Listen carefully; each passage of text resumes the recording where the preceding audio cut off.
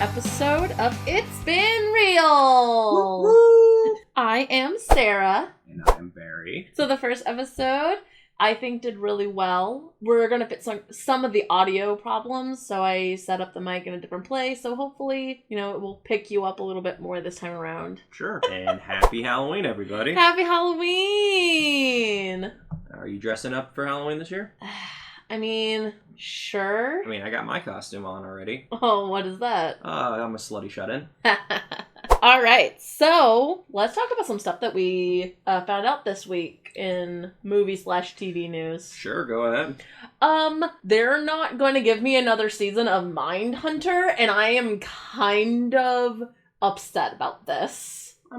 Yeah, it makes sense, though. Well, Netflix is starting to cancel a lot of TV shows that actually have a following, and, they're keeping shows that, no one talks about. I think you're not taking into account, it's no, they're canceling shows that cost money and keeping shows that are cheaper because of their current situation. The Backstreet Boys reunion tour ruins everything. And like I said, it's not that they're canceling it, it just costs money to keep these productions on hold, and they're like, hey, we'll wait till things get better. Things aren't getting better. Okay, well, I guess we should get rid of that deposit. I don't know. Yeah. Clearly, also, you're they're getting shows that no one watches. Well, clearly someone's watching it. Is there anything in your neck of the woods? Any news? No? Yeah, that sounds about right. Sure. Alright, so let's get to the previews. Sure. Like I said, it is the spoopy season, so for this segment, we decided that we're going to both introduce a trailer that we both watched into the next person as well. Yes. So for me, it came out last week, whatever, but it was the movie The Empty Man. Oh yes, The Empty Man. Yeah, it looks like a PG-13 horror film. I don't know, just from the promotional material, it looks like very Slender Man meets Bye Bye Man. The only reason I was kind of interested in this is because one, it's based off a comic book by one of my favorite writers, Cullen Bunn. Yeah. But also the next one, it was actually shot down the road from us. Are you... Wait, what? Yeah. No, this movie was shot 2 towns over. Are you serious right now? I've seen this trailer on YouTube. You mean to tell me that a local boy got YouTube marketing and stuff for this? I don't know if it's a local guy, but I know it was shot locally because I'm pretty sure I had a chance to work on this film.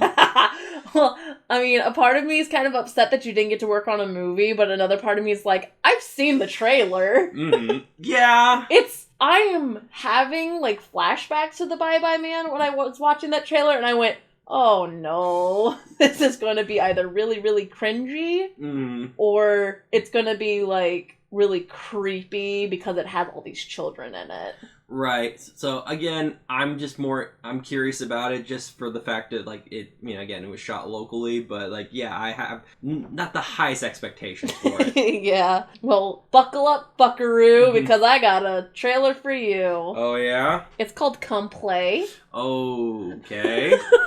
So, it actually stars Jillian Jacobs. She's, the only actress that I recognized in the trailer. Mm-hmm. And it's basically she's a mom and her kid is severely autistic. The only reason why we know is because one of the kids was he's autistic, in the trailer.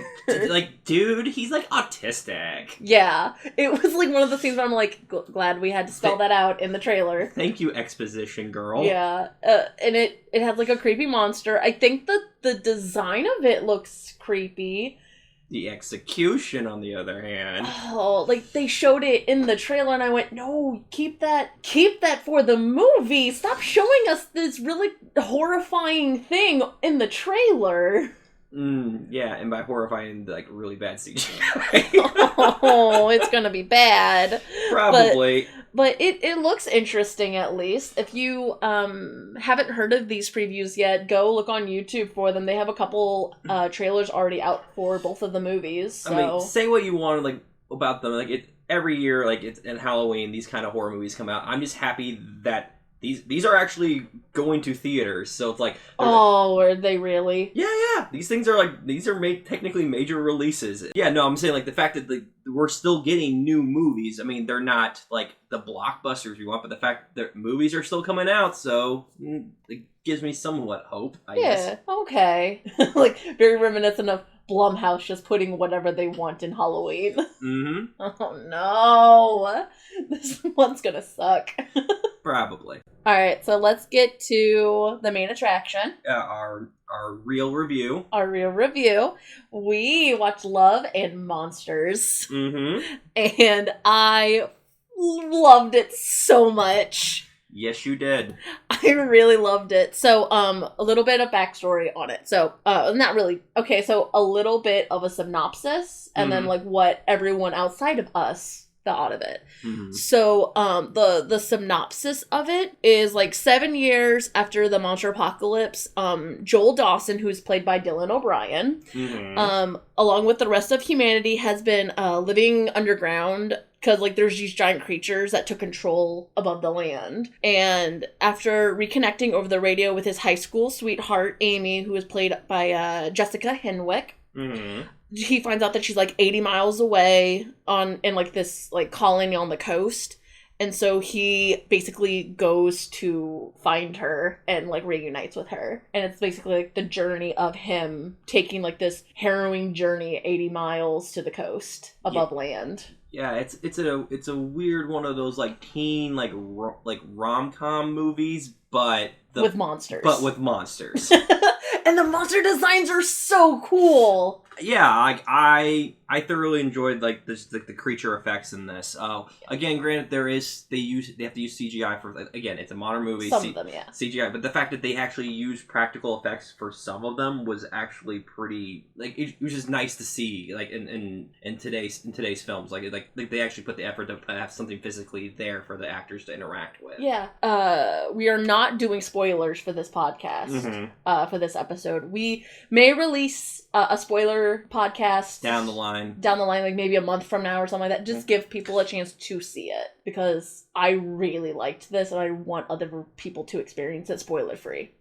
Yeah, no, like this, I would have probably seen this in theaters, honestly. Oh, 100%. 100%. So basically, it has a 7.1 out of 10 on IMDb right now. It has a 93 on Rotten Tomatoes. Certified fresh. Woo! And it has a 59 on Metacritic. So it's above average on Metacritic, which I really love. Like I said before, it stars Dylan O'Brien, Jessica Henwick, which I've only seen her in Iron Fist. You've seen her in Game of Thrones. Oh, she's one of the Sand Sisters. That's right. Okay. And then Michael Rooker's in it, too. Yes. The real reason I enjoy this film was Michael Rooker. He can do no wrong, I feel. Like... Oh, yeah, no. I definitely... Like, more Michael Rooker for me, please. Oh, please. Oh, my gosh. Like, oh. Again, if my one critique from this movie was not enough Michael Rooker. It's almost like he has that magnetic personality where, like, no matter what role he takes, he just, like, sells it 110%. Oh, yeah. And you just, like, I look at him like my awesome uncle that I only see during Thanksgiving, but I spend, like, every waking minute just shooting the shit with him. Exactly. He is amazing. But this whole production itself was an Australian production. Okay. So a lot of the actors are Australian actors. So, like, there's some people that I'm like, well, why didn't they cast, like, so-and-so to this character? I'm like, oh, because Australia has, like, a really good union. And they're like, no, you have to cast an Australian actor for this. Well, no, like normally, like, most films, when you're shooting, like out of states, whatever, most productions require you to, like, use local actors and stuff like that. So yeah, I mean, like, everyone else, like everyone else in the film, the acting all around was pretty great. I had some issues with some of the people at the end, but we'll get to that. Yeah. When it came to the main character, Dylan O'Brien, I don't know a lot about him. I know Sarah here loves him from Teen Wolf. I mean, he is my husbano. I know. I'm literally looking at his freaking picture on the wall over here. I love him so much. I mean, you literally have a candle on your computer with his face just smiling right back at you. Yeah, he's adorable. But yeah, no, I've only seen, like, one other film he did, which was that American Assassin movie where they try to make him like Tom Cruise and, like, you know, fight the terrorist with Kevin Costner, and I'm like, oh, buddy, this was a rough movie. But like, no, this seemed to be more his style.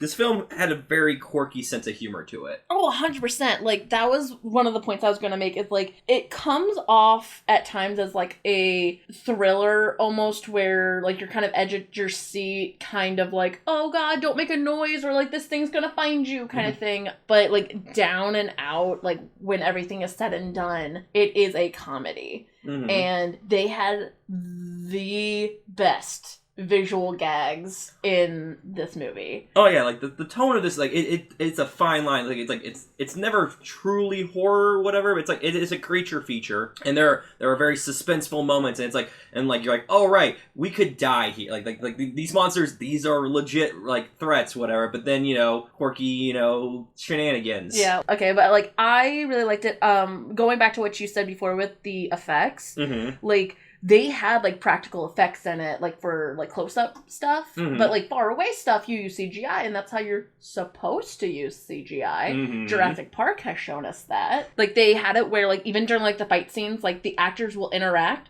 with things around them. And, like, if the monster, like, goes and, like, hits something, like, that's a practical effect. Like, things fly everywhere, and it's, like, an actual real things that are being knocked over. Like, it's not everything is just CGI in a bubble. And it's really awesome, like, the way that they did that.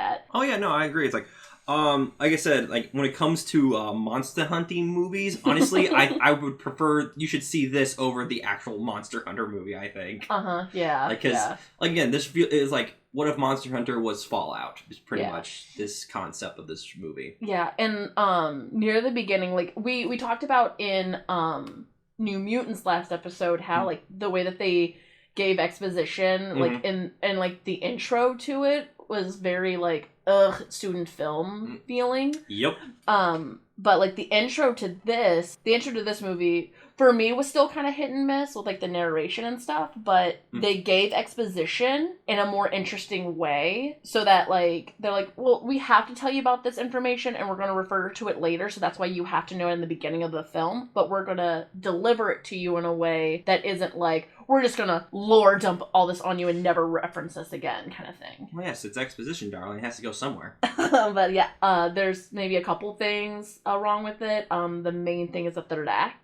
It fell flat for me, and it was very predictable. Right. No, keep in mind, because of the third act, it's still we still think it's a good movie. And the payoff at the end, like, actually how it wraps up is still a decent movie. Just, they introduce certain elements to where, like, me and you were just going like, oh, they're gonna do this, and then like 5 seconds later it happens. So it just, sometimes that's the pitfalls of writing a script, whatever. Sometimes, like, you insert something you know it's gonna be either cliche or tropey, and it just I mean, well, like, that's why they call it a cliche or a trope, is because, but like the thing is, like, with movies now, like almost everything has already been done. So, of course, you're going to have people that are like, oh, well, I've seen this in XYZ movies, so, like, knowledge-wise, they're more than likely going to do this kind of thing. I mean, like, everyone, apparently you always have, I don't know what it is with films, but they always feel like they need to have, like, a third act twist, whatever. Cause, like, we need to have, like, final conflict, whatever, and this one just felt a little forced, whatever. Like, you saw it a mile away, like, you're like, okay, this is what's going to happen, this is how they're going to, how they're going to prevent it. But, like, all in all, it's still a solid film. Yeah. I blame M. Night Shyamalan for the twists. What a twist! Yeah, you can't blame him for everything. But I really want to. Well, then in that case, I blame Dylan O'Brien for, like, ruining Teen Wolf for me. I hate you. Because I'm sorry, not my Teen Wolf. Not your style, Stilinski. I get it. Yeah. I'm sorry, does their werewolf not play basketball while doing backflips on the back of a van? I think not. No, he plays lacrosse. Okay, I know the 80s was a bunch of white nonsense, but that's... that takes the cake. No, thank you. He played lacrosse. God. Okay, so, on a scale of 1 to 5, I give this movie, like, a 4.5. 4.5? Yeah. Okay, sure, alright. That's fair. Like, it's definitely... for me, on a scale of 1 to 10... Oh, Jesus. Okay. I'll give it an 8 out of 10. It was worth the $20 that I spent on Amazon Prime, because we got it on early access. I would have spent $20 to see this in theaters.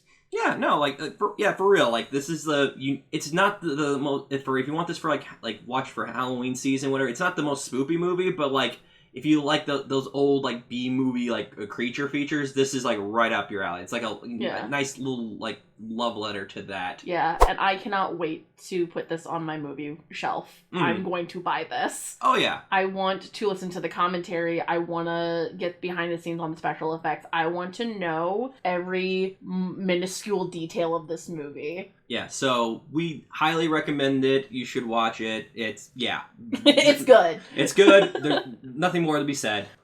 Now it comes to one of my favorite segments of this budding podcast. Okay.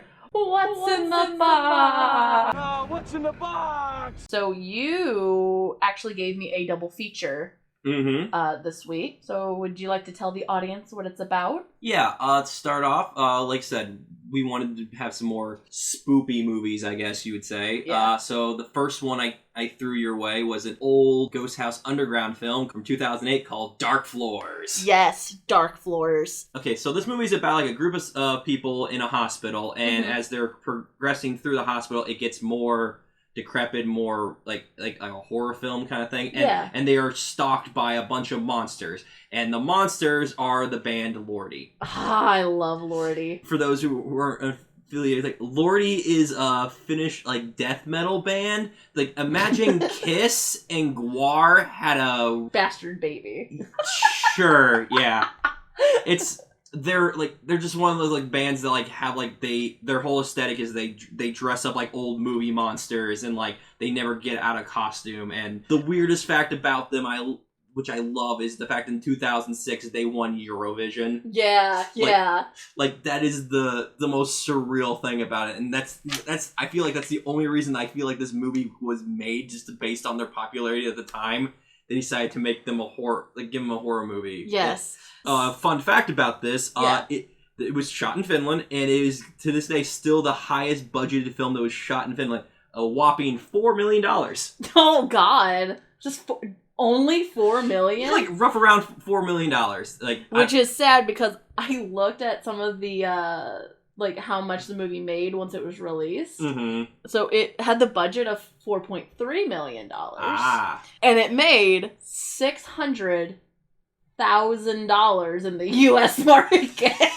But yeah, I feel like I said, this movie was like, I don't think it had a theatrical release. I feel like it was one of those things where it went straight to video, so you could set go straight to like movies like a Blockbuster or like a family video to go straight to just rental. Yeah.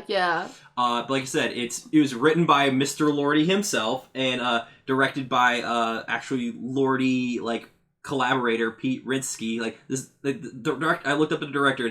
What he's known for is directing all their music videos. So I feel like his music videos are pretty tight though. Right. So it's it's shot like it feels like just a very extended music video. Yeah, that's exactly what it felt like, and I loved every minute of it. Again, is it scary?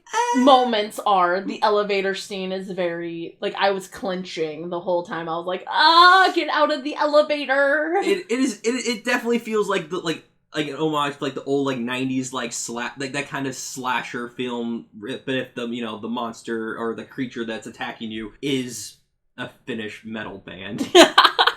But it stars Dominique McElligott. Yeah, you would. I'm gonna say, I know I said her name wrong. Oh yeah, you guys would probably know her. She's best known now for the show The Boys. She's Queen Maeve. Yes. But yeah, like she's now like probably the biggest known star at the time right now.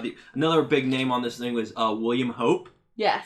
Freaking Lieutenant Gorman from Aliens. And, yeah. Oh yeah, sorry, spoiler, he's an asshole in this too. I mean, he just has that face. So, like, of course he would be typecasted as an asshole. This movie is just like, when it comes to the creature design, because again, the creatures are based on the band's costumes, so it's like, you got a ghost girl, you got a weird skeleton minotaur, you got a bath salts animal from the Muppets. But yeah, again, at the end of the day, this movie is... It's fun. It's just a fun... It's like a fun little time capsule that was the late 2000s, whatever. Yes. I want...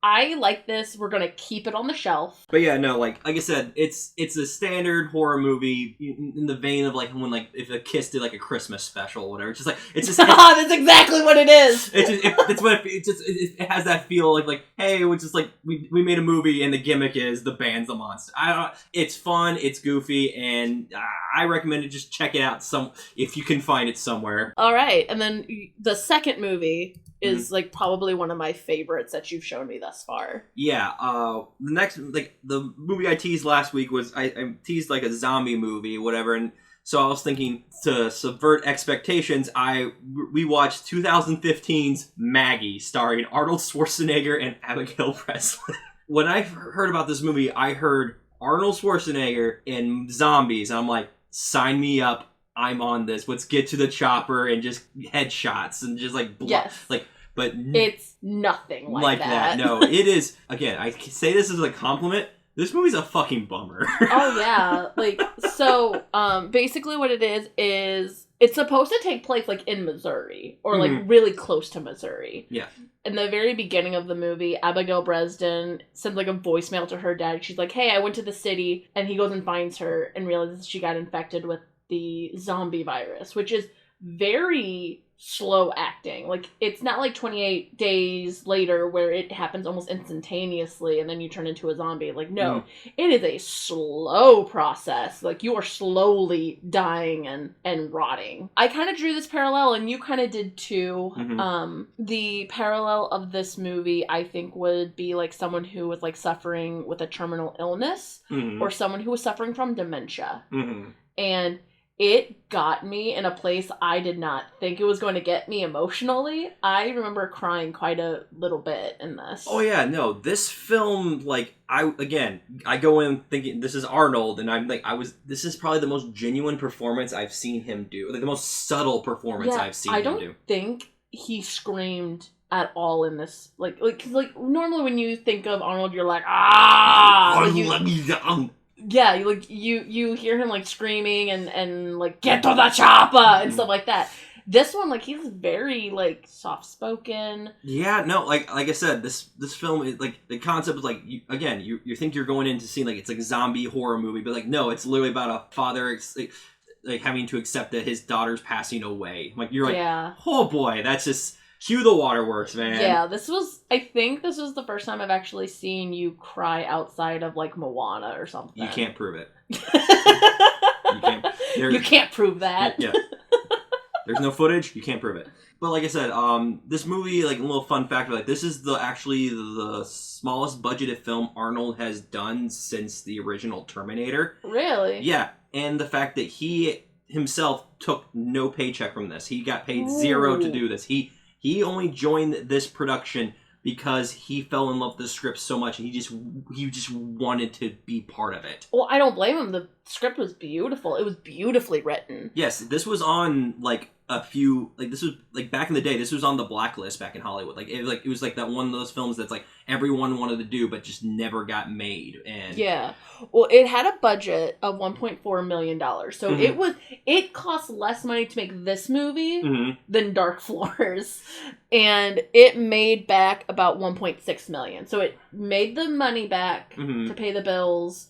And then maybe to pay for the marketing of the movie. Maybe. Like I said, like, this was definitely on my top 5 list for, like, 2015. Like, this is just a good movie. I mean, it's not one of those movies, like, I don't think you're going to watch it on repeat, but I highly recommend everyone needs to at least see this once in their life. Whenever I want a really good cry, I'll watch this movie. We're keeping this. Yeah, this is getting out of the box and being put on the shelf. Woohoo! Yeah! So you got 2 for 2, baby. 2 for 2. And then when we watch the other 6 episodes of Penny Dreadful, then we'll figure out if I'm 1 for 1. Alright, so next week it's your turn. Yes. I decided that we were going to do some family films. Like, something that we can actually, like, watch with your, like, little nephew and stuff like that. Okay. So with that, we are gonna go to the Far East. In a double feature. Okay. Nice little teaser there. Yeah. So I can't wait to see what you think of these movies. I think that's gonna wrap up for this episode. Yes. Next week we got a special, different format. I will not be on. Yeah. You're gonna take a small break while you do some editing and stuff with some of our other episodes that are coming up. Yep. I actually brought my friend Coder.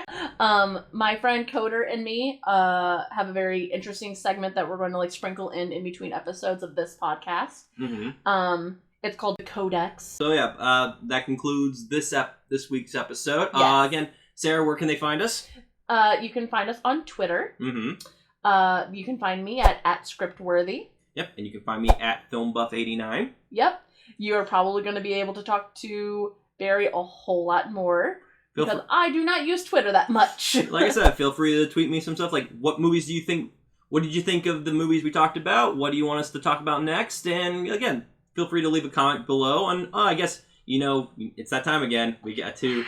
Don't forget to like and subscribe. Yep, and hit that bell notification and share it around because we're not going anywhere. And we are definitely not going anywhere. We definitely shot a bunch of these episodes in one time, so... Oh, what? Oh, no. What? Thanks for listening, everybody, and... And it's been real. Alright, bye, guys. Bye.